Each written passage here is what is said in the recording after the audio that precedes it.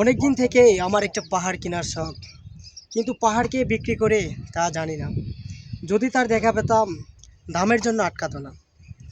আমার নিজস্ব একটা নদী আছে, সেটা দিয়ে দিতাম পাহাড়টার বদলে। কে না জানে পাহাড়ের চেয়ে নদীরই দাম বেশি।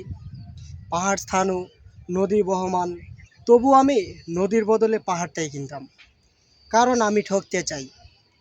নদীটাও অবশ্যই কিনেছিলাম একটা দ্বীপের বদলে।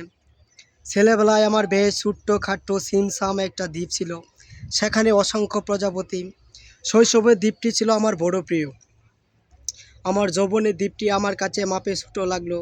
প্রবহমান ছিপছিপে তনি নদীটি বেশ পছন্দ হলো আমার।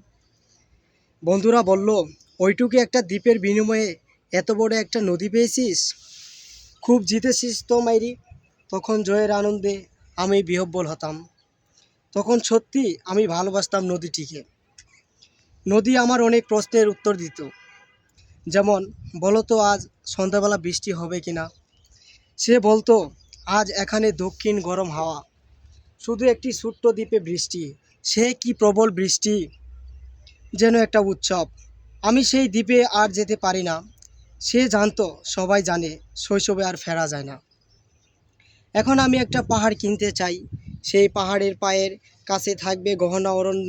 আমি সেই অরণ্য পার হয়ে যাব, তারপর শুধু রুক্ষ কঠিন পাহাড়, একেবারে চূড়াই, মাথার খুব কাছে আকাশ, নিচে বিপুলা পৃথিবী, চরাচরে তীব্র নির্জনতা।